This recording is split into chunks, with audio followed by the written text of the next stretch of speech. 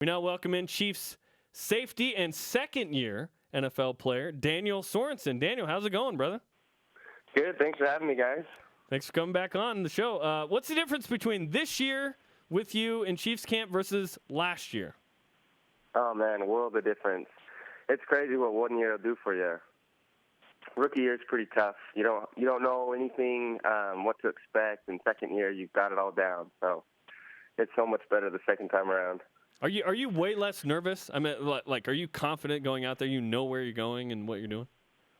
Yeah, absolutely. You know where the meeting rooms are. You know what time to be there. You don't, fall asleep without, hoping that you don't, miss a meeting or something. But yeah, it's a world of difference, and it's so much better. Danny, there's a lot of your teammates trying to make NFL rosters like you did this past year. What advice would you give them heading into their first preseason game? Yeah, so you got to make yourself valuable in some way or another. You have to show the coaches that you're going to be able to contribute in some way or another. They don't take a guy on the 53-man roster to just learn or to gain experience or to be a backup. I mean, if you're on the 53-man roster, you're playing in some role or another, whether that's special teams or, who knows what. So, make yourself valuable, and then when you get opportunities, you have to show them some sort of potential, something that they can trust or, find confidence in. Oh, hey, man, this guy can, jump or run fast or make this catch or he's smart and he knows the playbook, things like that, things that they can build off of and hopefully get excited about for the future. Former BYU Cougar and Chiefs safety Daniel Sorensen is on BYU Sports Nation. Give us an idea, Daniel, of the emotional roller coaster that you went through as an undrafted rookie free agent last year trying to make the Chiefs. Man, from draft day to getting picked up by the Chiefs and coming out here during the off season and stuff, and then training camp was just a whirlwind. And then it worked out last year where a couple safeties had been injured and whatnot, and so I ended up starting four of the four preseason games last year, which was a bit of a shock to me. And then ended up making the 53-man roster the first week of the season, making some rookie mistakes, some penalties, jumping off sides, things like that. And then they actually released me after the first game against our loss against the Titans. And that was in and of itself just a roller coaster of getting released, putting on waivers for 24 hours, where any team in the NFL, any of the other 31 teams can pick you up and put you on their roster, and then nobody picked me up. I went on the practice squad for 6 weeks. Coaches told me, hey, you need some time to develop. You need some, time to figure things out. And that's what it was for me those 6 weeks, and then came back and played the rest of the 10 games on the active roster. And I felt like I finished the season out good, but it was, quite a roller coaster. Daniel, does being undrafted still mean something to you? If that means that it's a chip on your shoulder, that you want to go and ball out and prove to these coaches and to your teammates that I should have been drafted, or maybe as far as how the coaching staff sees you and being able to solidify yourself, on this team. Yeah, when I look back at the whole process and going undrafted as a free agent and stuff like that, I consider myself blessed. Because I was able to end up in the right spot. When you're not drafted, you have the choice of where you want to go. With the different teams that are wanting you and things like that. Whereas if you're drafted, you're stuck with that team, and it is kind of hurtful to your pride not to get drafted. That's everyone's hope and dream to get drafted, but as an undrafted player, you do have more of a chip on your shoulder. You have more to prove. Whereas, if you're drafted, you feel a little bit more security. As an undrafted free agent, you feel like, you're on that bubble a little bit more, and you really have a lot more to prove to the coaches once you're in camp. But I think it works out better because as an undrafted free agent, one, you're a little cheaper, but also you have the option of signing another contract earlier than a drafted player. After 3 years, you can sign a contract instead of after 4. And so that's another positive of going undrafted. Former Cougar, now Chief Safety Daniel Sorensen's on BYU Sports Nation. I think a month or two ago you had a baby, and now you have fall camp. So what's life like for you right now? Oh man, missing my little guy.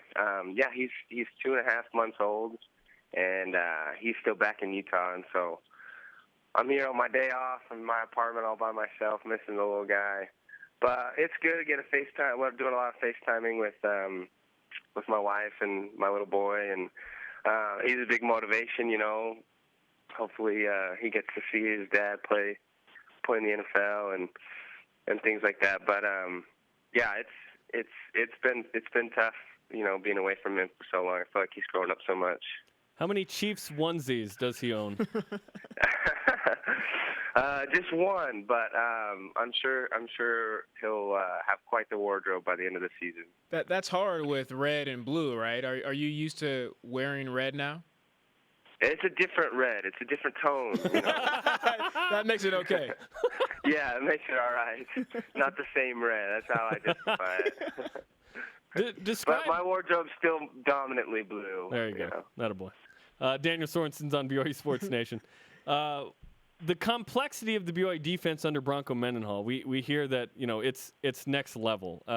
Can you compare or maybe describe how that prepared you to play in an NFL defense with the Chiefs?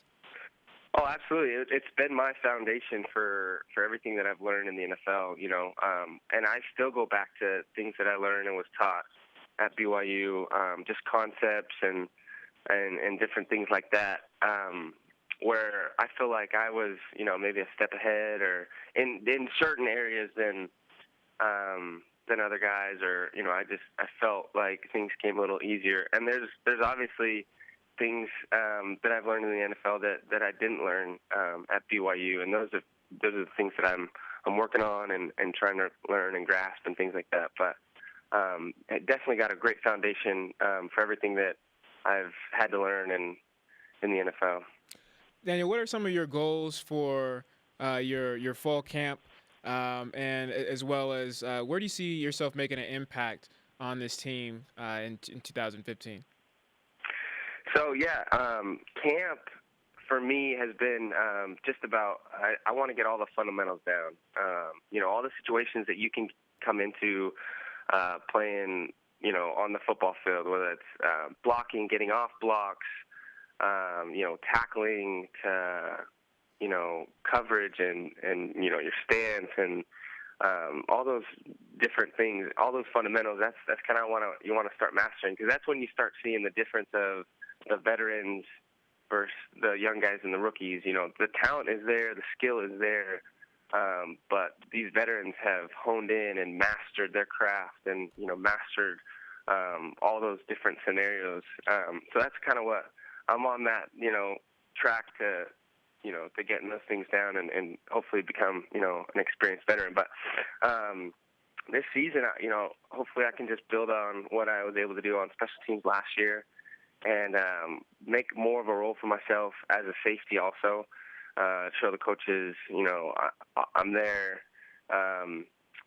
you know, someone you can count on that can come in and make plays and you can trust.